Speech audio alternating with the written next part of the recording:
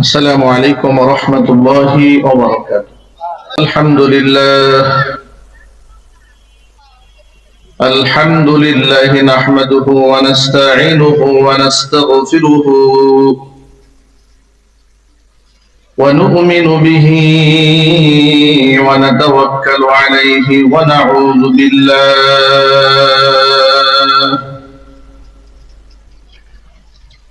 ونعوذ بالله من شرور أنفسنا ومن سيئات أعمالنا. من يهده الله فلا مضل له ومن يضلله فلا هادي له. ونشهد أن لا إله إلا الله وحده لا شريك له. ونشهد أن سيدنا ونبينا وحبيبنا وشفيعنا ومولانا محمدا عبده ورسوله الذي أرسله بالحق بشيرا ونذيرا وداعيا إلى الله بإذنه وسراجا منيرا. أما بعد فأعوذ بالله من الشيطان الرجيم. بسم الله الرحمن الرحيم. يا أيها الذين آمنوا إنما الخمر والميسر والأنصاب والأزلام رجس من عمل الشيطان فاجتنبوه لعلكم تفلحون. وقال النبي صلى الله عليه وسلم: كل مسكر خمر وكل خمر حرام، أو كما قال عليه الصلاة والسلام. وقال تعالى في شان حبيبه ومحبوبه آمره ومخبرا: إن الله وملائكته يصلون على النبي يا أيها الذين آمنوا صلوا عليه وسلموا تسليما. اللهم صل على محمد وعلى آل محمد كما صليت على إبراهيم وعلى آل إبراهيم إنك حميد مجيد.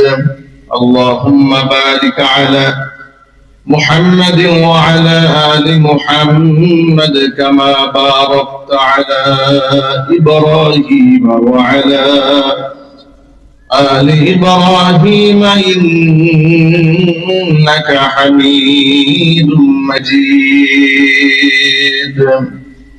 মহান আল্লাহ রাব্বুল আলামিনের দরবারে আলিশানে লাখো কোটি শুকরিয়া আদায় করছি যে মহান আল্লাহ তাআলা বিগত 16 বছরের জুলুম নির্যাতন এবং গোটা জাতিগতভাবে এক বন্দিশালার মধ্যে সময় কাটানোর পরে আল্লাহ তাআলা সেই জুলুম এবং নির্যাতন থেকে আপন মেহেরবানিতে জুলাই আগস্ট বিপ্লবের মাধ্যমে আমাদেরকে একটি নতুন বাংলাদেশ উপহার দিয়েছেন, যে নতুন বাংলাদেশের পরবর্তীতে একটি জনগণের সম্পৃক্ততার মাধ্যমে নির্বাচন অনুষ্ঠিত হয়ে চমৎকার একটি বাংলাদেশের চমৎকার একটি পরিবেশে আমাদেরকে বসে কোরআন সুন্নাহ থেকে খুব শান্তিপ্রিয় মন নিয়ে কথা বলার সুযোগ আল্লাহ তাআলা তৈরি করে দিয়েছেন। বিগত বছরগুলোতে অবস্থা এমন হয়েছে যে মাহফিলে স্টেজে ওঠার আগেও আমাদেরকে বিভিন্ন জায়গা থেকে নোটিশ করা হতো, কি কথা বলা যাবে কি কথা বলা যাবে না, পারমিশন দিতে হতো, মনে চাইলে পারমিশন দিত, মন চাইলে পারমিশন দিত না। এভাবেই চলেছে আমাদের বিগত বছরগুলো। এমন জুলুম এবং বন্দিশালা থেকে মহান আল্লাহ তাআলা যে আমাদেরকে পরিত্রাণ দিলেন, নাজাত দিলেন, সেজন্য রবের দরবারে শুকরিয়া আদায় করার দরকার আছে না নাই? জোরে আওয়াজে বলুন। আল্লাহ পাকের দরবারে শুকরিয়া জ্ঞাপন করছি জবান ছেড়ে দিয়ে সকলে একযোগে বলছি আলহামদুলিল্লাহ।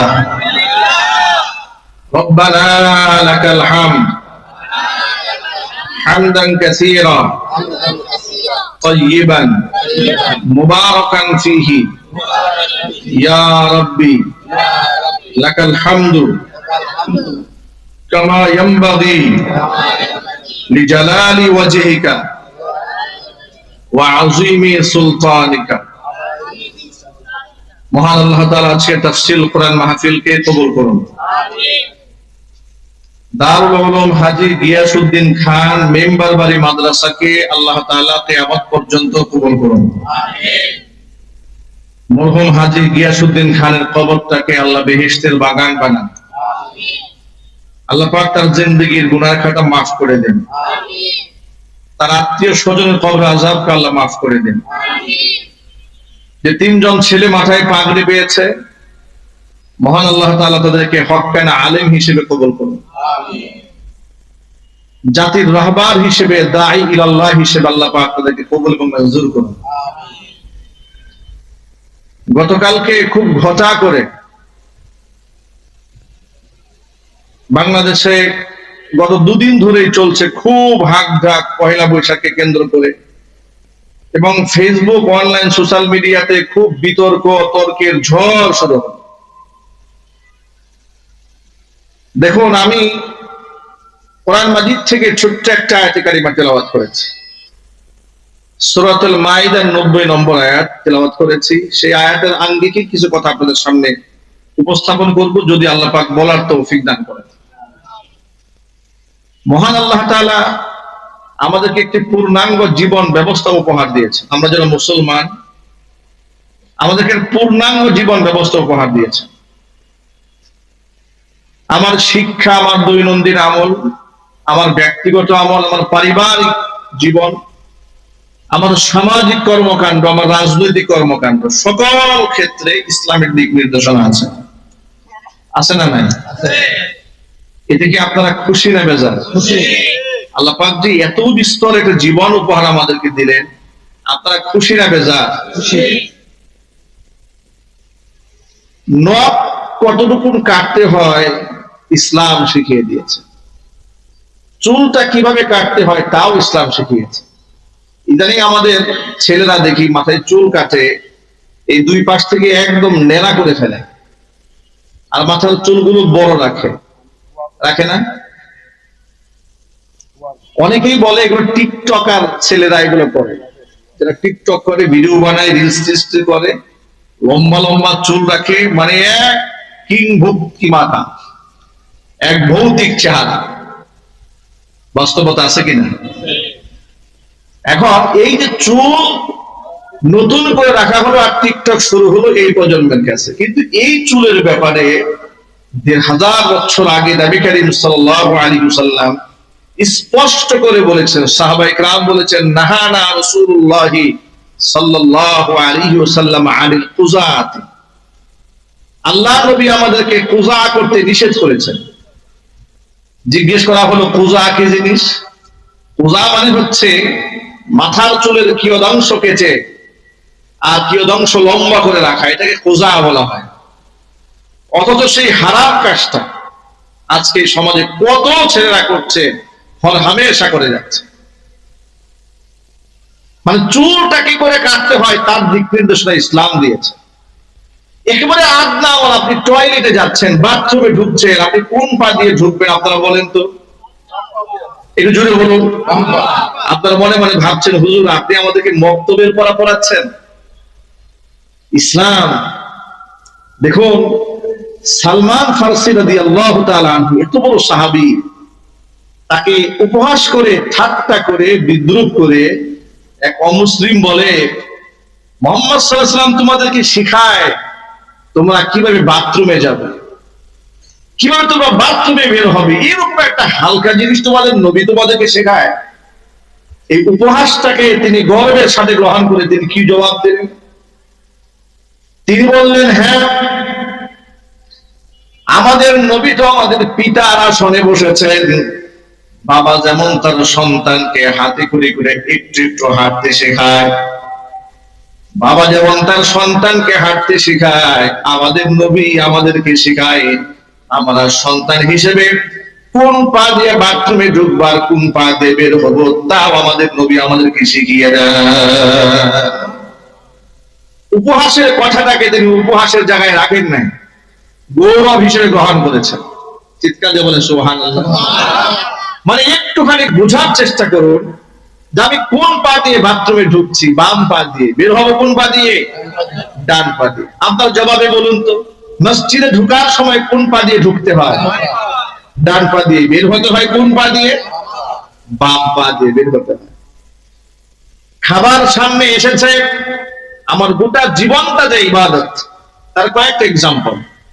খাবার সামনে এলো, আপনি দোয়া করতে শুরু করলেন, আল্লাহুম্মা বারিক লানা ফি মা রাযাকতানা ওয়া কিনা আযাবান নার। খাবার সামনে আসার আগে আপনি আল্লাহুম্মা বারিক লানা ফি মা রাযাকতানা, যে রিজিক আল্লাহ দিয়েছো আল্লাহ তুমি এর মধ্যে বারাকা দান করো।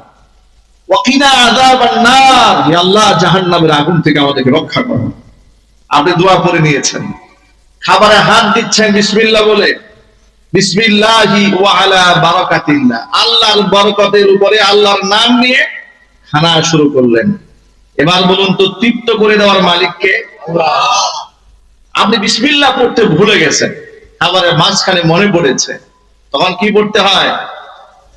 বিসমিল্লাহি আউয়ালাহু ওয়া আখিরাহু। নবী করিম সাল্লাল্লাহু আলাইহি সাল্লাম বলেছেন, তোমরা যখন বিসমিল্লাহ বলে খাবারটা শুরু করো, তখন শয়তান ওই খাবারের মধ্যে আর শরীক হতে পারে না। চিৎকার দেখেন সুবহানাল্লাহ। একেবারে এর মানে হচ্ছে, আমার জামা আমি কোন হাত দিয়ে পরবো, কোন হাতে আগে খুলবো। জুতা পরার সময় ডান পায়ের জুতাটা আগে পরতে হয়, বাম পায়ের জুতাটা পরে পরতে হয়। এর মানে হচ্ছে জুতা পরা থেকে শুরু করে কাপড় পরা, চুল কাটা থেকে শুরু করে নখ কাটা, বাথরুমে ঢোকা থেকে মসজিদে প্রবেশ করা পর্যন্ত, এমনকি ব্যক্তিগত জীবন থেকে আন্তর্জাতিক অঙ্গন পর্যন্ত, জীবনের এখনো কোন দিক নাই যেখানে আমার নবীজির দিক নির্দেশনা দেখানো নাই। সুবহানাল্লাহ পড়েন। ওই সমস্ত ব্যক্তিরা ভিন্ন পথে চলুক যাদের জন্য কোনো গাইডলাইন নাই, যাদের ধর্মে কোনো দীক্ষা নাই, কোনো শিক্ষা নাই।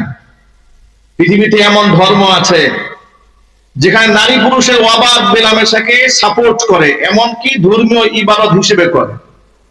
আমি কোন ধর্মের নাম বলবো না, এমন ধর্ম তো পৃথিবীতে আছে, হোলি উৎসবের নামে এক পুরুষ আরেক নারীর গা যেভাবে খুশি সেভাবে স্পর্শ করে গোটা দেহের মধ্যে রং মাখিয়ে অশ্লীলতা করছে ধর্মের নামে। এরকম ধর্ম পৃথিবীতে নাই? একটু জোরে আওয়াজে বলুন। আছে। আচ্ছা, অশ্লীলতা যদি ধর্ম হয়, তাহলে আধ্যাত্মিকতা কোথায়? এমনকি আপনারা এই পৃথিবীতে এমন ধর্ম দেখবেন যে ধর্মগুরুরা মদ পান করে। শুধু কি মদ পান করে? ধর্মগুরুরা শুধু মদ পান করে না, জেনা ব্যভিচারকে তারা ধর্মীয় কাজ হিসেবে বৈধতার ঘোষণা দেয়। নাউজুবিল্লাহ, জোরে পড়েন। আবার সেখান থেকে ইন্সপায়ার হয়ে, উৎসাহিত হয়ে আমাদের ধর্মের কিছু কিছু আধা শিক্ষিত লোকের, ধর্ম সম্পর্কে জ্ঞান না থাকার কারণে বিভিন্ন ধর্মকে জগা খিচুড়ি করে একত্রিত করে তারা নিজেদেরকে আধ্যাত্মিক পীর দাবি করে এমন একটা জগা খিচুড়ি মার্কা ধর্মের দর্শন মানুষের সামনে উপস্থাপন করে, যেগুলো অনুসরণ করলে মানুষের ঠিকানা সরাসরি জাহান্নাম হবে। আপনারা মাত্র কয়েকদিন আগে শুনেছেন না, এই কুষ্টিয়ার দৌলতপুরে তথাকথিত এক পীরকে লোকেরা পিটিয়ে হত্যা করেছে, শুনেন নাই আপনারা? এটা নিয়ে গোটা বাংলাদেশ তোলপাড় হলো যে মাজারে হামলা করা হয়েছে, পীরকে হত্যা করা হয়েছে। এমনকি দেখলাম ঢাকাতে আপনার এটা নিয়ে মানববন্ধন করা হলো।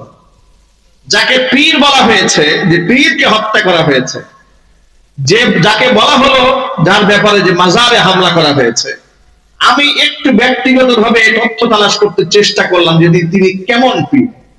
খোঁজখবর নিয়ে দেখি যে তাকে আমি কি ব্রাহ্মণ বলবো, না মুসলমান বলবো, না খ্রিস্টান বলবো, না হিন্দু বলবো, এটা চিহ্নিত করা বড় মুশকিল। এমনকি এক সাংবাদিক তার এক ভক্তকে জিজ্ঞেস করছে তিনি কোন ধর্মের ছিলেন। কেমন পীর যা ধর্ম সম্পর্কে মুরিদরাও জানে না। মুরিদকে জিজ্ঞেস করা হলো তিনি কোন ধর্মের ছিলেন, তিনি বললেন মনে হয় মুসলমান ছিলেন। কথা বুঝতে পেরেছেন? পীরের মুরিদ বলে মনে হয় পীর সাহেব মুসলমান ছিলেন। এখন আপনারা বলবেন কেন এই সংশয় সৃষ্টি হলো?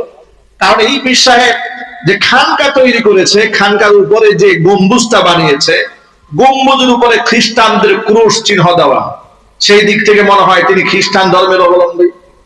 পক্ষান্তরে তার রুমের মধ্যে ঢুকে দেখা গেল খানকার ভিতরে বিরাট বড় মূর্তি বানানো, সেই দৃষ্টিকোণ থেকে মনে হয় সে হিন্দু। নামের শুরুতে লাগিয়েছে শ্রী, সেই দৃষ্টিকোণ থেকে মনে হচ্ছে সেই ব্যক্তি হিন্দু। আরো জঘন্যতম কাজ হচ্ছে সেই ব্যক্তি পাবলিককে ধোঁকা দিয়ে, মানুষ এত জাহিল কি করে হয়?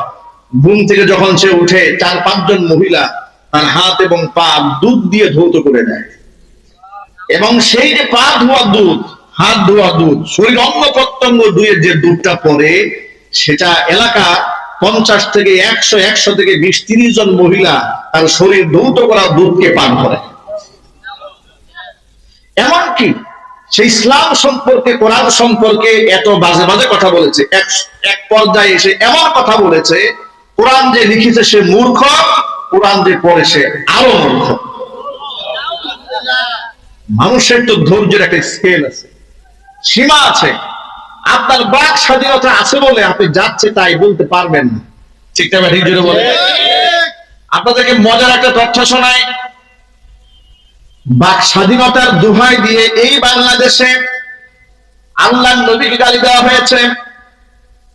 উম্মুল মুমিনিন মা আয়েশা রাদিয়াল্লাহু তাআলা আনহাকে কটাক্ষ করা হয়েছে, মা খাদিজা রাদিয়াল্লাহু তাআলা আনহার ব্যাপারে বাজে কথা বলা হয়েছে, এমনকি আল্লাহ সম্পর্কে বাজে কথা বলা হয়েছে।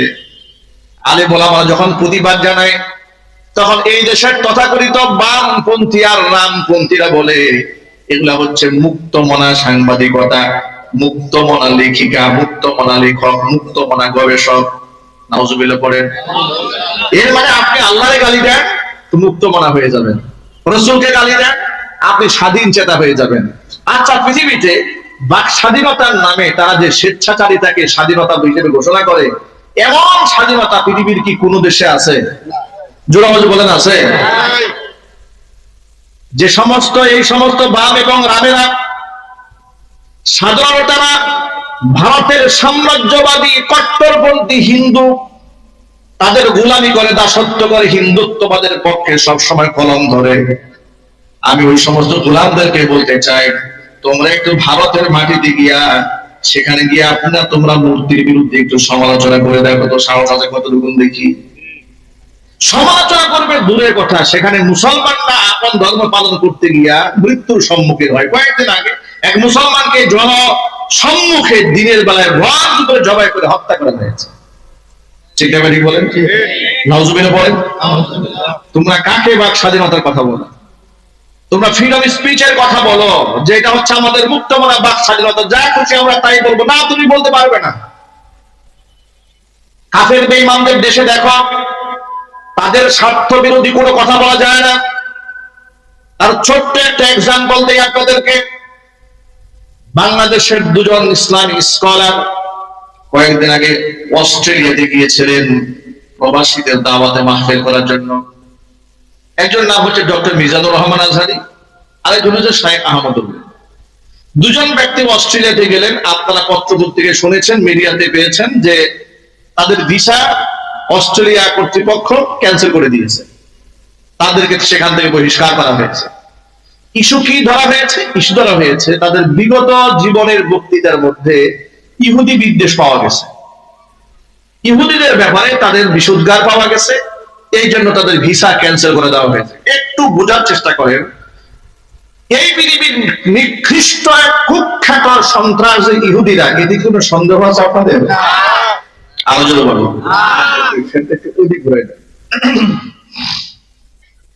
কুখ্যাত সন্ত্রাসী ইহুদি, এটা কি সত্য না মিথ্যা? আরো যদি বলেন সত্য। ফিলিস্তিনের ছোট্ট ছোট্ট বাচ্চাগুলার কেমনে হত্যা করেছে দেখেছেন আপনারা? তাবু গেছে বাঁচার জন্য, তাবু সহ উড়িয়ে দিয়েছে। এক সপ্তাহে না খাওয়া ত্রাণ আনতে গেছে, যারা ত্রাণ আনতে গিয়েছে তাদেরকে মেরেছে। অসুস্থ লোকদেরকে ডাক্তাররা চিকিৎসা দিতে গিয়েছে, চিকিৎসকদের উপর বোমা মেরে হত্যা করেছে ইহুদিরা। লক্ষ লক্ষ মুসলমানদেরকে হত্যা করেছে বিনা অপরাধে। এই সমস্ত কাজ যারা করে এদেরকে সন্ত্রাসী বলবো না কি বলবো বলেন আপনারা? ঠিক আছে ঠিক বলেন। হয়তো ডক্টর মিজানুর রহমান আনসারী কিংবা শেখ আহমদুল্লাহ বিগত বছরগুলোতে তাদের সন্ত্রাসবাদের বিরুদ্ধে জাতিকে সতর্ক করেছেন, সেই ইস্যুকে কেন্দ্র করে ভিসা বাতিল করে দেওয়া হলো। এখান থেকে বড় একটা সবক হচ্ছে, বাক স্বাধীনতার নামে আমাদের দেশে যে সমস্ত কাফের বেঈমানেরা আল্লাহর রাসূলকে গালি দেয়, আল্লাহর গালি দেয়, কোরআন সুন্নাহর বিরুদ্ধে কথা বলে, ইসলামী আইনের বিরুদ্ধে কথা বলে, ইসলামী রীতিনীতির বিরুদ্ধে কথাবার্তা বলে, তারা মূলত সুশিক্ষায় শিক্ষিত নয়। এগুলো গণ্ড মূর্খ জাহেল, না আছে কোরআন সুন্নাহর জ্ঞান, না আছে এদের বৈশ্বিক কোনো জ্ঞান। কথা বলতে হবে ঠিক না? দুনিয়া সম্পর্কে এদের কোনো আইডিয়া নেই, নলেজ নেই, কিন্তু জাহের করে তারা খুব বুঝে পৃথিবী সম্পর্কে। ভাই আমার মূল কথায় ফিরে আসি, যা বলতে চেয়েছিলাম সেটা হলো, ইসলাম পূর্ণাঙ্গ জীবন ব্যবস্থা আমাদেরকে উপহার দিয়েছে। আমার জীবনে এখনো কোনো দিক নাই যেখানে ইসলাম নাই। অতএব মানুষ ব্যক্তি জীবনে ওই জায়গায় স্বাধীন হয়ে যাক যেখানে তার ধর্ম তাকে স্বাধীনতা দেয়, দিক নির্দেশনা দেয় নাই। কিন্তু আমার ধর্ম আমাকে জীবনের সকল ক্ষেত্রে আমাকে স্বাধীনতা দিয়েছে। আমার হাসি এবং কান্না কতটুকু, কোন জায়গায় কান্না করতে হয়, কোন জায়গায় হাসতে হয়, তাও ইসলাম শিখিয়ে দিয়েছে। জোরে জোরে বলেন সুবহানাল্লাহ। ইসলাম অট্ট হাসিকে অনুৎসাহিত করেছে, সুবহানাল্লাহ বলেছে। আপনি কাঁদবেন, বাবা মারা গেলে লোকেরা কান্না করে না? মা মারা গেলে কান্না করে, সন্তান মারা গেলে কান্না করে। আপনি কান্না করুন, নিষেধ নয়, কিন্তু আপনি বিলাপ করতে পারবেন না। ওই চুর আশ্রয় টেনে ছিঁড়ে ফেলবেন, খামসায় সারা শরীর দাগ ফেলে দেবেন, এক মাটির মধ্যে গড়াগড়ি খাবেন, আর আল্লাহরে গালি দেওয়া শুরু করবেন। আল্লাহ, এত মানুষ থাকতে তুমি আমার সন্তানকে দেখলা আর কারো চোখে দেখলা না? এইরকম বলার কোনো সুযোগ নাই, এরকম কথা বলা যাবে না। ওনার অকাল মৃত্যুতে আমরা শোকাহত। মানুষের মৃত্যুর কোনো নির্ধারিত কাল প্রত্যেকের জন্য আলাদা। শিশু বাচ্চা মরে গেলে অকাল বলা যাবে না, এটা তার জন্য কাল। ঠিক ঠিক বলেন। লোকেরা বলে মৃত্যুর সাথে পাঞ্জা লড়ছে, এ কথা বলা যাবে না। মৃত্যুর সাথে পাঞ্জা লড়া যায়? অকাল মৃত্যু বলতে কিছু আছে না? অকাল মৃত্যু না, মৃত্যুর প্রত্যেকের জন্য আলাদা নির্ধারিত সময় আছে। ভাই আমার, তাহলে আপনি কান্নাও করতে পারেন, কিন্তু সেই কান্না যেন বিলাপ না হয়। আপনার সন্তান মারা গেছে, আপনি বলবেন ইন্না লিল্লাহি ওয়া ইন্না ইলাইহি রাজিউন। প্রথমে আপনি নিজেকে আল্লাহর কাছে সুপর্দ করে দেন যে আল্লাহ, অভিযোগের কিছু নাই, ইন্না লিল্লাহ, আল্লাহ আমরা সব তোমার। এই যে আমরা যারা এখানে বসে আছি, আমরা সকলে কার? আরো যদি বলুন না কার? ইন্না লিল্লাহ, আমরা সব আল্লাহ, ওয়া ইন্না ইলাইহি রাজিউন। এই কথার স্বীকৃতি আমরা প্রথমেই দিয়ে নেই, আল্লাহ তোমার দিকে আমাদের রওনা। আজকে হয়তো আমার সন্তান গিয়েছে, আমার দাদা গেছে, নানা গেছে, বাবা গেছে, আবার পরবর্তী সিরিয়ালে আমি আসতেছি। আপনি আল্লাহর হুকুমের সামনে নিজেকে সুপর্দ করে দেবেন। আগে আপনি হাহুতাশ করবেন না, বুকে থাপড় দেবেন না, আছাড় দেবেন না, গড়াগড়ি করবেন না, গাল বন্ধ করবেন না। এই কথা আমার মা বোনরা একটু ঠান্ডা মাথায় শোনেন। সন্তান মারা গেলে কিংবা আত্মীয় স্বজন কেউ মারা গেলে মা বোনরা এত বেশি বিলাপ করে, চিৎকার করে, একেবারে পাড়ার মানুষকে জমা করে ফেলে। আছে না নাই? না, এটা করতে পারবেন না। নবী করিম সাল্লাল্লাহু আলাইহি ওয়াসাল্লাম কান্না করেছেন। তার সন্তান ইব্রাহিম যখন মারা যান, তখন তার চোখের পানি ঝরছে। সাহাবী জিজ্ঞেস করলেন, ইয়া রাসূলুল্লাহ, আপনিও কান্না করেন? হুজুর বলছেন, এটা হচ্ছে মানুষের প্রতি মানুষের মহব্বত, ভালোবাসা, যা আল্লাহর পক্ষ থেকে এসেছে। আপনি কান্না করেন, আপনার আবেগ থাকতে পারে, উচ্ছ্বসিত হতে পারেন, কিন্তু খবরদার আপনি আক্ষেপ করবেন না, আপনি আল্লাহর উপর অভিযোগের তীর নিক্ষেপ করবেন না। আল্লাহ পাক বুঝার তৌফিক দেন। আমার হাসিটাও ইসলাম কন্ট্রোল করেছে, কান্নাটাও ইসলাম কন্ট্রোল করেছে। আমার হাসির মধ্যে আল্লাহ নবী বলেন, মুচকি হেসে দাও, তাবাসসুমুকা লিআখিকা লাকা সাদাকাতুন। রাস্তায় চলার পথে তোমার কোনো ভাইয়ের সাথে দেখা হয়েছে, মন খারাপ করে রেখো না, মন গম্ভীর করে রেখো না, ভাব ধরে থেকো না, মুড একদম অফ, এরকম থেকো। কারোর সাথে দেখা হয়েছে, একটা মুচকি হাসি দাও। তাবাসসুমুকা লিআখিকা লাকা সাদাকাতুন। একটা মুসলিম ভাইকে দেখে তুমি হাসি দিয়েছো, আমল মধ্যে আল্লাহ পাক সদকার সওয়াব লিখে দিয়েছেন। ইসলাম এভাবে আমার জীবনের ছোট্ট ছোট্ট দিকগুলো উল্লেখ করেছে। প্রিয় ভাইরা, ইসলাম যদি আমার এই হাতের নখ কাটা, চুল কাটা, এরপরে আমার শরীরের পোশাক আশাক কি হবে, জুতা স্যান্ডেল কি করে পড়তে হয়, এত কিছু শেখায়, আমি বাৎসরিক ভাবে বর্ষবরণটা কি করে করব বা আছে কিনা, এটা ইসলামের দিক নির্দেশনা দেওয়া নাই? জোরে বলেন নাই? এবার তাহলে শুনেন, নবী করিম সাল্লাল্লাহু আলাইহি ওয়াসাল্লাম হিজরত করে যখন মক্কা ছেড়ে মদিনায় গেলেন, মদিনায় যাওয়ার পর দেখতে পেলেন মদিনাবাসী বছরের দুইটা দিনকে তারা রাষ্ট্রীয়ভাবে উদযাপন করে। একটি দিনের নাম হচ্ছে নওরোজ, আরেকটি দিবসের নাম হচ্ছে মেহেরজান। নওরোজ মানে কি? নয়া রোজ, নয়া দিন, মানে অর্থাৎ বসন্তের প্রথম দিনে তারা এটাকে রাষ্ট্রীয়ভাবে উদযাপন করত। এবং এই যে কালচার, আনন্দ উৎসব, এটা 3000 বছর আগে থেকে চলে এসেছে। হুজুর জিজ্ঞেস করলেন, এটা কিসের দিন? বলে, আমরা পূর্বপুরুষ থেকে রাষ্ট্রীয়ভাবে দেশে সবাই মিলে এই দিনটা আমোদ প্রমোদ করি। আরেকটা দিন আছে মেহেরজান। মেহেরজান মানে আন্তরিকতার দিবস। আমরা একে অপরকে আপ্যায়ন করি, ভালোবাসার আদান প্রদান করি, একটু আমরা মেহমানদারি করাই, খাবার দাবার খাই, ভালো পোশাক আশাক করি, এই কাজগুলো আমরা করি। নবী করিম সাল্লাল্লাহু আলাইহি ওয়াসাল্লাম বললেন, নওরোজ এবং মেহেরজানের চেয়ে উত্তম দুটি দিন আল্লাহ তোমাদেরকে দান করেছেন। দিনের নাম হচ্ছে ঈদ উল ফিতর, আর একটি দিনের নাম হচ্ছে ঈদ উল আযহা। সুবহানাল্লাহ বলেন। অনইসলামিক কালচারটাকে যদি ইসলাম ধারণ করত, তাহলে নওরোজ আর মেহেরজানের পরিবর্তে তো আমার এই নতুন করে ঈদ উল ফিতর আর ঈদ উল আযহার কোনো প্রয়োজন ছিল না। এর দ্বারা স্পষ্ট প্রমাণ হয়, যদি সেটা অন্য ধর্মের কালচার হয়, তাহলে সেটা ইসলাম অ্যাকসেপ্ট করে না। আমি কি কথা বুঝাতে পেরেছি? এবার ইসলামের একটা মৌলিক জ্ঞান সম্পর্কে আপনাদের ধারণা দিতে মনে রাখবেন। যদি সামাজিক কোন কৃষ্টি কালচার ইসলামের মৌলিকত্বের বিরুদ্ধে না যায়, ইসলামের হালাল হারাম, বৈধ অবৈধের তো গণ্ডি আছে, জায়েজ না জায়েজ, বৈধ অবৈধের সীমারেখা আছে না ভাই? কথা বলেন, আছে না? এটা জায়েজ, এটা না জায়েজ। একটু জোরে আওয়াজে বলেন তো ভাই, সুদ খাওয়া হালাল না হারাম? ঘুষ খাওয়া হালাল না হারাম? জিনা ব্যভিচার করা হালাল না হারাম? চুরি করা হালাল না হারাম? মানুষের সাথে প্রতারণা করা হালাল না হারাম? মানুষ খুন করা হালাল না হারাম? ধোঁকা দেওয়া হালাল না হারাম? গীবত শিকায়ত করা হালাল না হারাম? হিংসা করা হালাল না হারাম? গান বাজনা করা হালাল না হারাম? বেপরদায় চলাফেরা করা হালাল না হারাম? এই যে দেখেছেন, আপনার সাধারণ মানুষ এতগুলা গণ্ডি সব জেনে ফেলেছে। মারহাবা বলেন। সাধারণ মানুষ এই ইসলামের সীমারেখা আপনারা বুঝে ফেলেছেন।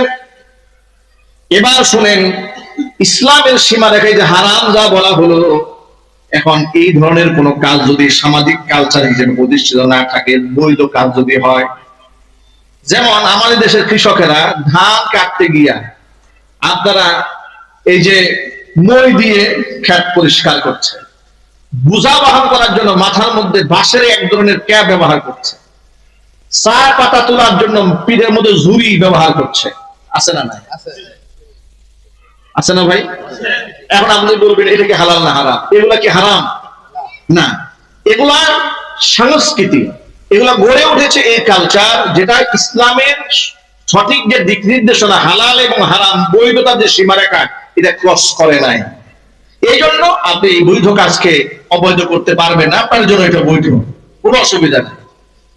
কিন্তু এবার আপনারা বলেন, এই যে পহেলা বৈশাখ নামক যে দিবসটা শুরু হয়েছে বাংলাদেশে, এটা প্রথম যখন শুরু হয়েছিল মোগল সম্রাটের আমলে, মোগল সম্রাটের আমলে এটা মুসলমানরাই সৃষ্টি করেছে। কিন্তু মুসলমানরা তো এভাবে সৃষ্টি করে নাই যেভাবে বর্তমানে চলছে। তখন কিভাবে চলেছে? তখন এটা চলেছে, এটা গরিব কৃষকদের কাছ থেকে খাজনা ওঠানোর জন্য এই দিনটাকে নির্ধারণ করা হয়েছিল। এই দিনে সম্রাট নবাব সিরাজ তিনি খাজনা উঠাতেন। কি উঠাতেন জোরে বলেন? কৃষকদের কাছে খাজনা নিতেন। পরবর্তীতে আমাদের এই উপমহাদেশে, ভারত উপমহাদেশে কি হয়েছে? সেটা হয়েছে এই দিনে ব্যবসায়ী যারা আছেন তারা হাল খাতা অনুষ্ঠান করতেন। মানে সারা বছর ব্যবসায়িক লেনদেন হতো, এই দিনে একটা ক্লোজিং হতো, ঠিক না ভাই? এখনো গ্রামগঞ্জে অনেক জায়গায় হয়। তো ব্যবসায়ী হাল খাতা হোক, এই দিনে আপনি ব্যবসায়িক লেনদেন করেন, একটু ভালো মন্দ খান, অসুবিধা আছে? কথা বলেন, অসুবিধা আছে?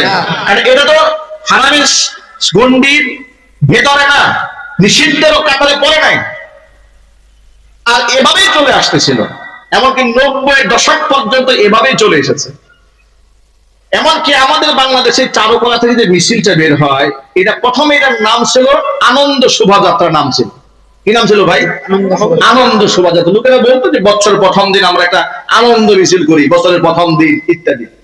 হঠাৎ করে 1996 সালে নাম পরিবর্তন করে নাম দেওয়া হলো মঙ্গল শোভাযাত্রা। আর এই মঙ্গল শোভাযাত্রাকে কেন্দ্র করে সামনে আনানো হুতুম পেঁচার মূর্তি, এরপরে ঘোড়ার মূর্তি, পেঁচার মূর্তি, হাতির মূর্তি, গাধার মূর্তি সামনে আনা হলো। এখন আপনাদেরকে প্রশ্ন করতে চাই, আপনারাই জবাব দেন, মূর্তি আমাদের আকীদার সাথে যায় না, আদর্শের সাথে যায় না, কালচারের সাথে যায় না, চেতনার সাথে যায় না। কিন্তু আমি বাঙালি চেতনার নামে 90 থেকে 92 মুসলিম অধ্যুষিত এই দেশে গোটা জাতির উপরে বাঙালি সংস্কৃতির নামে হঠাৎ করে মূর্তি সংস্কৃতি আপনি চাপিয়ে দিলেন। আবার এই সংস্কৃতি চাপিয়ে দেওয়া হয়েছে, এটা একটা প্রমাণ্য চিত্র আপনাদেরকে দেই। আমাদের পার্শ্ববর্তী ভারতের কলকাতা নাম করা পত্রিকা, সেই পত্রিকার মধ্যে ছাপানো হলো যে পহেলা বৈশাখ যেন পহেলা বৈশাখের সাথে আর ওদের যে পূজা হয় সেই পূজার সাথে কোনো পার্থক্য নাই, এইভাবে একটা সংবাদ উপস্থাপন করা হলো। মানে পূজা আর পহেলা বৈশাখের অনুষ্ঠান যেন একাকার হয়ে গেল। তাহলে সুকৌশলে একটি মুসলিম দেশের সংখ্যাগরিষ্ঠ মানুষদেরকে ঠান্ডা মাথায় কিভাবে ব্রেন ওয়াশ করে বর্ষবরণের নামে মূর্তি পূজার সাথে, মূর্তি মিছিলের সাথে, মঙ্গল শোভাযাত্রার নামে ওরা নামায় দিল। তখন থেকে ওলামায়ে কেরাম বলা শুরু করেছে পহেলা বৈশাখের নামে এই ধরনের কালচার করা হারাম। কথা কি বুঝাতে পেরেছি আপনাদেরকে? এখন আপনারা বলেন, বর্ষবরণের নামে গান করা, নারী পুরুষের অবাধ মেলামেশা হালাল না হারাম? আরো জোরাবাজি বলেন। জেনে শুনে এটা জাতি হারামের দিকে ধাবিত হবে, আলেমরা কথা বলবে না, এর কোনো সুযোগ আছে না? এর কোনো সুযোগ নেই। এখন আপনাকে ছোট্ট একটা প্রমাণ দেই মূর্তিগুলো হারাম কেন। আমি আমার খুতবার শুরুতে যে আয়াতটা তেলাওয়াত করেছি সূরাতুল মাইদার 90 নম্বর আয়াত, আল্লাহ পাক আয়াতের মধ্যে বলছেন, ইয়া আইয়ুহাল্লাযীনা আমানু ইন্নামাল খামরু ওয়াল মাইসিরু ওয়াল আনসাবু ওয়াল আজলামু রিজসুম মিন আমালিশ শাইতান। হে ঈমানদারেরা, ইন্নামাল খামরু নিশ্চয়ই মদ, ওয়াল মাইসিরু এবং জুয়া, ওয়াল আনসাবু এবং মূর্তি সমূহ, ওয়াল আজলাম ভাগ্য নির্ধারণকারী তীর, চারটা জিনিস রিজসুম মিন আমালিশ শাইতান, শয়তানের নাপাক কর্মকাণ্ড, ফাজতানিবুহু লাআল্লাকুম তুফলিহুন, এগুলা পরিহার করো, এগুলা পরিহার করতে পারলে সফলতা তোমাদের আসবে। জোরে বলেন সুবহানাল্লাহ। এবার এক বাক্যে বলেন, মদ ছাড়ার বিধান কে দিলেন? জুয়া ছাড়ার বিধান কে দিলেন? মূর্তি ছেড়ে দেওয়ার বিধান কে দিলেন? এরপরে ভাগ্য নির্ধারণকারী তীর ছেড়ে দেওয়ার নির্দেশনা কে দিয়েছেন? সব আল্লাহ পাক দিয়েছেন। তাহলে যে আল্লাহ মূর্তিকে হারাম বানালেন, আজকে সেই মূর্তির মিছিল হবে, বর্ষবরণের নামে কোন মুসলমানের সন্তান সেটা গ্রহণ করতে পারে না। যেখানে মূর্তি কোনোভাবেই এলাও না, সেই জায়গায় সেই কুষ্টিয়ার দৌলতপুরের তথাকথিত ভণ্ড পীর নিজের খানকার মধ্যে বিরাট বড় শয়তানের মূর্তি বানায় রাখছে, আর তাকেও নাকি পীর হিসেবে মানতে হবে। সেখানে তাকে পিটিয়ে মারা হলো, আমরা পিটিয়ে মারার পক্ষে নই। কথাটা একটু ঠান্ডা মাথায় শোনার চেষ্টা করে। জনগণ আইন হাতে তুলে নেবে এই কালচারে আমরা বিশ্বাসী নই। এই কালচারে ইসলামও এলাও করে না। কিন্তু রাষ্ট্রের দায়িত্ব হচ্ছে বিশৃঙ্খলা সৃষ্টিকারীদেরকে আইনের আওতায় আনতে হবে। এটা রাষ্ট্রের ব্যর্থতা। কারণ এই ভণ্ডামি দেশে নতুন শুরু করে নাই। কথা ঠিক না বেঠিক জোরে বলেন? সে দিনের পর দিন প্রশাসনের নাকের ডগায় দিয়ে এই বিশৃঙ্খলা সৃষ্টি করেছে, মানুষের মধ্যে ক্ষোভের আগুন তৈরি করেছে। এই জন্য আমরা প্রশাসনকে বলবো, বিশেষ করে আমাদের বর্তমান সরকারের মাননীয় প্রধানমন্ত্রী, ডানপন্থী প্রধানমন্ত্রী, যিনি আল্লাহর উপর আস্থায় বিশ্বাস করেন, যিনি আলেম ওলামাদেরকে শ্রদ্ধা করেন, তাদের মতামতকে মূল্যায়ন করেন, আমি মাননীয় প্রধানমন্ত্রীর দৃষ্টি আকর্ষণ করছি, বাংলাদেশে মাজারের নামে, আমি আবার বলছি শুধু মাজার নয়, মাজারের নামে অসংখ্য শিরিক, বেদাত, কুফর এবং কুসংস্কারের আস্থাকারা এই বাংলাদেশে তৈরি হয়েছে। ঠিক না ঠিক? ওপেনে মাদকের ব্যবসা চলে মাজারে। এরকম মাজার নাই বাংলাদেশে? একটু জোরে বলেন। ওপেনে মাদক সেবন চলছে, গাঁজা সেবন চলছে, এইরকম ওপেনে চলছে। এদের ব্যাপারে পদক্ষেপ নেওয়া উচিত। কারণ নেশা এটা জাতিকে ধ্বংস করে দেয়। এই যে আমাদের যুব সমাজ, আমি বড় দুঃখের সাথে বলতে হয়, 2018 সালে একটা প্রতিবেদন দেখেছিলাম। সে 18 সালের প্রতিবেদন ছিল বাংলাদেশে মাদক সেবীদের সংখ্যা ছিল প্রায় 33 লাখ সামথিং। আর 2025 সালের সমীক্ষা দেখলাম যে এই সংখ্যা দাঁড়িয়েছে 83 লক্ষ সামথিং। মানে কত উন্নতি হয়েছে আমাদের দেশের যুব সম্প্রদায়, কত উন্নতি হয়েছে। তারা মাদক সেবীদের সংখ্যা 83 লাখ ছাড়িয়ে গেছে। নাউজুবিল্লাহ পড়ে কেন হচ্ছে? আর সেই জায়গায় তথাকথিত পীর সাহেব, এরা কি পীর না শয়তান?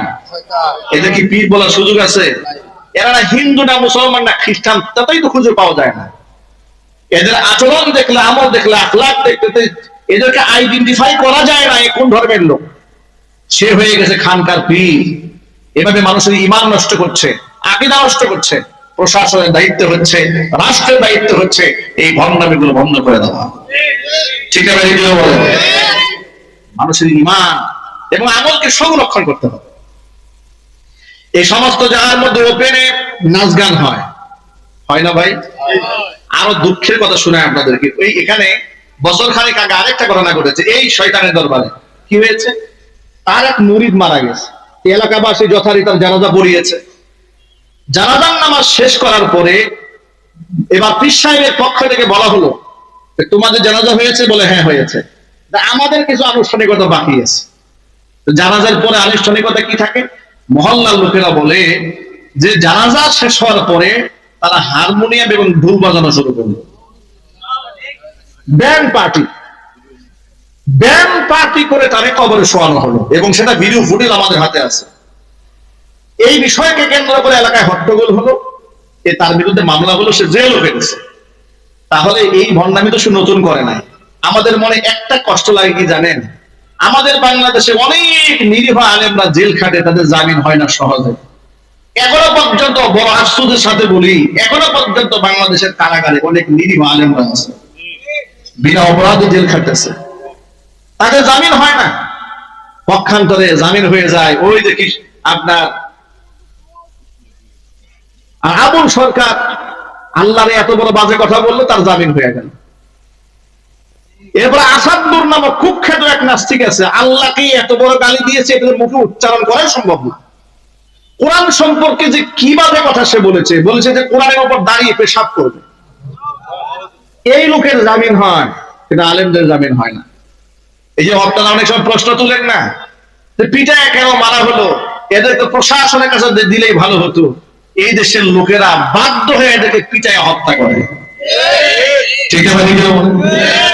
বাধ্য হয়ে পিটিয়ে হত্যা করে। যখন দেখে আলেমদের জামিন হয় না, কিন্তু আসাদ নূরের মতো লোকেরা জামিন পায়, আবুল সরকারের মতো কুখ্যাত লোকেরা আল্লাহরে গালি দিয়ে জামিন পেয়ে যায়, আলেমদের জামিন হয় না। এই জন্য জনগণ সুযোগ পেলে এই সমস্ত কুলাঙ্গারগুলোকে পিটায় হত্যা করে। কিন্তু আমরা তো এই হত্যাকাণ্ড চাই না। আমরা চাই এর একটা সুষ্ঠু তদন্ত হয়ে তার কঠিন বিচার হোক, এমন বিচার করা হোক আগামী 100 বছর পর্যন্ত যেন এই দেশে সব নাস্তিক বেঈমান সোজা হয়ে যায়। তার তো আমরা কোনো প্রতিফলন দেখতে পাই না। গতকালকে দেখলাম জাতীয় সংসদে এমপি মাওলানা হানজালা মাদারীপুরের এমপি চমৎকার ভাবে কয়েকটা বিষয় তুলে ধরেছেন, স্পিকারের সামনে তুলে ধরেছেন। মাদকের বিরুদ্ধে তিনি কথা বলেছেন। তিনি বলেছেন এলাকার মধ্যে এত বেশি মাদক বেড়ে গেছে, কন্ট্রোল করা যাচ্ছে না, এটা নিষিদ্ধ করে দেওয়া হোক। বিষয়টা তুলে ধরেছেন তিনি। আল্লাহকে কটূক্তি করলে, মুহাম্মদ সাল্লাল্লাহু আলাইহি ওয়াসাল্লামকে কটূক্তি করলে সর্বোচ্চ শাস্তি মৃত্যুদণ্ড দেওয়া হোক তিনি দাবি জানিয়েছেন। ঠিক না ঠিক বলেন? একজন আলেম হয়ে জাতীয় সংসদে কত সুন্দর সুন্দর কথা বলেছেন। বাংলাদেশের শ্রেষ্ঠ সন্তান, মেধাবী আইকনিক নেতা উসমান হাদি, শহীদ উসমান হাদির বিচারের ব্যাপারে বলিষ্ঠ কণ্ঠে আওয়াজ তুলেছেন। আমরা কতবার বলেছি যে শহীদ উসমান হাদিকে যারা হত্যা করেছে তার বিচার হওয়া উচিত। সে তো দেশপ্রেমিক ছিল, সে সমস্ত মানুষকে শ্রদ্ধা করেছে, সম্মান করেছে, আলেম ওলামাদেরকে গ্রহণ করেছে। বেগম জিয়াকে সে সম্মান করত। ঠিক আছে ঠিক বলেন? আমি তো মনে করি জনাব তারেক রহমানের উচিত যে পরিমাণ সম্মান তিনি বেগম জিয়াকে করেছেন, যে পরিমাণ সম্মান তিনি জিয়াউর রহমান তাকে করেছেন, এতটুকু কৃতজ্ঞতা বোধ থেকে হলেও শহীদ উসমান হাদির হত্যাকারীদের বিচার করা উচিত। সে বিচারের ব্যাপারে তিনি বলিষ্ঠ কণ্ঠে কথা বলেছেন। বড় আফসোস লাগে এ আলেম বলিষ্ঠ কণ্ঠে মাদকের বিরুদ্ধে কথা বলেন, কিন্তু একটা সময় তো ছিল সংসদে গান বাজনা হতো। ঠিক আছে ঠিক বলেন? এই জন্য বলি, আমার সামনে যারা বসে আছেন, ইমানদার নেতৃত্ব সমাজে খুব দরকার।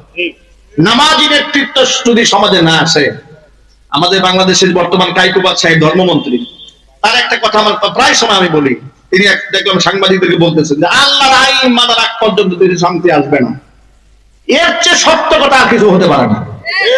দেশের আইন যত আল্লাহর আইন দিয়ে করা না হবে ততদিন পর্যন্ত এই দেশে শান্তি আসতে পারে না। কথা বলতে হবে, ঠিক কিনা বলে?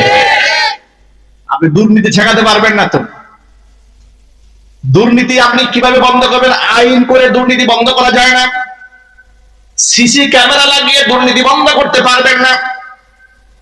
বড় দুঃখের সাথে বলি, জাতীয় সংসদে যে হেডফোন দিয়া সাংসদরা একে অপরের কথা শুনে, সেখানেও নাকি দুর্নীতি হয়েছে, বিল করা হয়েছে। এক একটা হেডফোনের দাম ধরা হয়েছে 14,000 টাকা। তথ্য তালাশ করে দেখা হলো একটা কিনেছে 400 টাকা করে। বলেন আপনার অবস্থাটা কি হয়েছে? বেড়া দিয়েছেন ছাগলে যেন খেত না খায়, বেড়ায় খেত খাওয়া শুরু করছে। এই জাতি যাবে কোথায়? এই জন্য বলি, দুর্নীতি দমন কমিশন করে আপনারা এই দেশ থেকে দুর্নীতি বন্ধ করতে পারবেন না। কথা বলে ঠিক যাবে ঠিক বলে?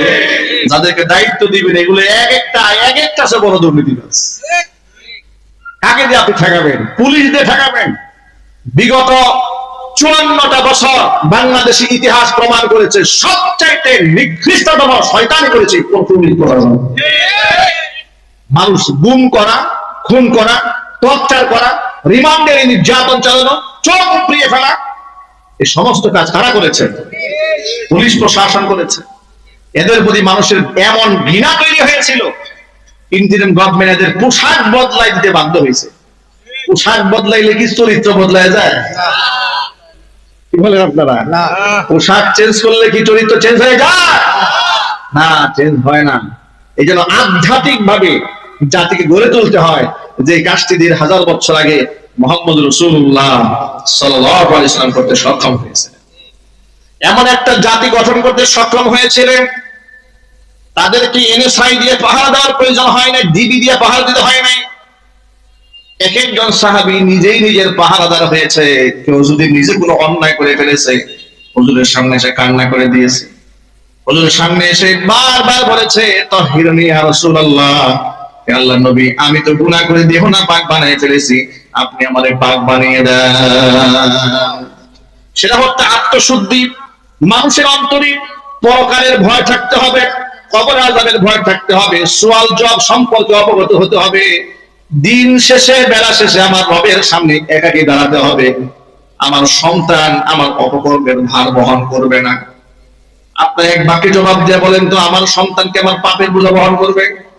এটা যদি বলেন, আরে বাবা, পাপের বোঝা তো ভালো, পরকালে আপনার আযাব দেবে দূরের কথা। দুনিয়াতে কয়েকদিন আগে দেখেছি, সরকারি এক বড় কর্মকর্তা, এনবিআর এর কর্মকর্তা, সেই কর্মকর্তার ছেলেকে পুলিশ গ্রেফতার করেছে।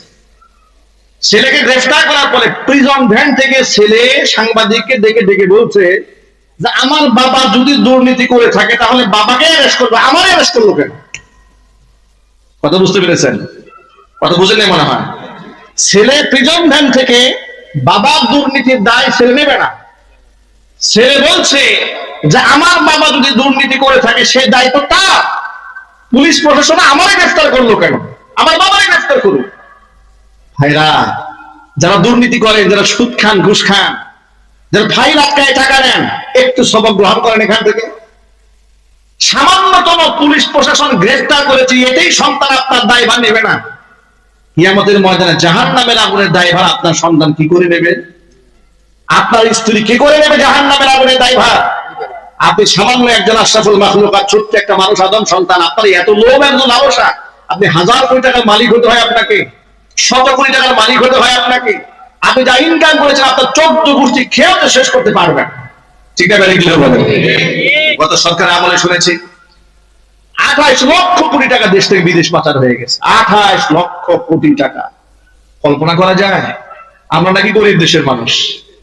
এই দেশ যদি, এই দেশে যদি 28 লক্ষ কোটি টাকা দেশের মাটির মধ্যে পড়তো, এই মাটি সোনা হয়ে যেত। ঠিক আছে? আজকে আমাদের ভোগান্তি, ঢাকা থেকে গাজীপুর আসতে ঘন্টার পর ঘন্টা লেগে যায়। আমি জাজর থেকে বুট বাজারে মাহফিল করতে আসবো, আমার চিন্তা করতে হয়েছে, প্ল্যান করতে হয়েছে আমি কেমনে যাব। আমাকে 2 কিলো রাস্তা আসতে আমাকে 6 বার কল্পনা করতে হয় আমি কোন রাস্তায় ঢুকে আমি ব্লক খাবো না। সেই ভিতর দিয়ে ঢুকে ঢুকে ঢুকে ঢুকে এখানে আসতে হয়েছে, পুরো রাস্তা ব্লক। রাস্তাঘাটে প্রতিনিয়ত অ্যাক্সিডেন্ট হচ্ছে, অসংখ্য মানুষ মারা যাচ্ছে। গাজীপুর চৌরাস্তাতে আজকে ভয়ঙ্কর অ্যাক্সিডেন্ট হয়েছে, এমন বিভৎস অ্যাক্সিডেন্ট হচ্ছে, মানুষ রাস্তায় খুন হচ্ছে। কেন এরকম হচ্ছে? চিটাগাং গেলাম ওই দিন মাহফিল করতে, আসার পথে লম্বা জ্যাম, 6 ঘন্টার পথ 12 ঘন্টায় শেষ হচ্ছে না। মানুষের জীবনের মূল্যবান সময় চলে যাচ্ছে, ব্রেন ড্যামেজ হয়ে যাচ্ছে, হায়াত কমে যাচ্ছে, তার লাশ নষ্ট হয়ে যাচ্ছে, ফুসফুস নষ্ট হয়ে যাচ্ছে, জীবনটা শেষ হয়ে যাচ্ছে রাস্তাঘাটে।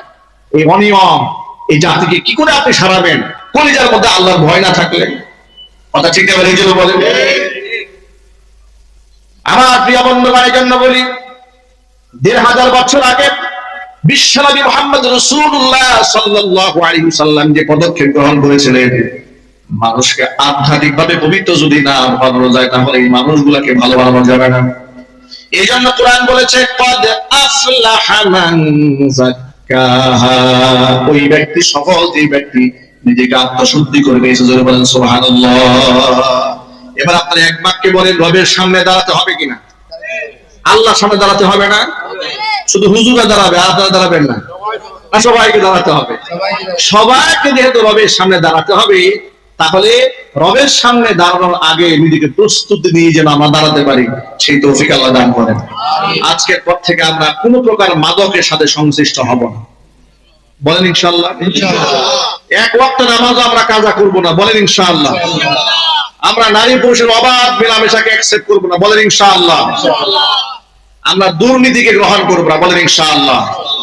দুর্নীতিকে না করতে হবে, দুর্নীতিকে একদম 0 টলারেন্সে নিয়ে আসতে হবে। জাতিকে গড়ে তুলতে গেলে মনের মধ্যে আল্লাহর ভয় দিতে হবে। আর এই জন্য একটা কাজ করতে হবে, আমি সরকারের অনেক ভালো কাজের প্রশংসা করি, অন্যায় করলে প্রতিবাদ জানাই, এটা আমার তবিয়ত। আওয়ামী লীগের সময় আমি আওয়ামী লীগের ভালো কাজ যা ছিল প্রশংসা করেছি, যখন ইসলাম বিরোধী কর্মকাণ্ড করেছে বজ্র কণ্ঠে প্রতিবাদ জানিয়েছি। প্রতিবাদ সহ্য করতে না পেরে 6টা মামলার আসামি বানিয়েছে আমাকে, মসজিদ থেকে তাড়িয়ে দিয়েছে, বাসা থেকে বের করে দিয়েছে, জেলখানা নিয়েছে, রিমান্ডে নিয়েছে, কত প্রকারের অত্যাচার করেছে তার সাক্ষী আপনারা নিজেরা। ঠিক আছে? নিজেরা বলে সেই ইতিহাস, পুরাতন ইতিহাস নতুন করে টানতে চাই। বর্তমান সরকারে অনেক ভালো ভালো দিক রয়েছে, এগুলাকে আমরা প্রশংসা করি, আমরা অ্যাপ্রিশিয়েট করি।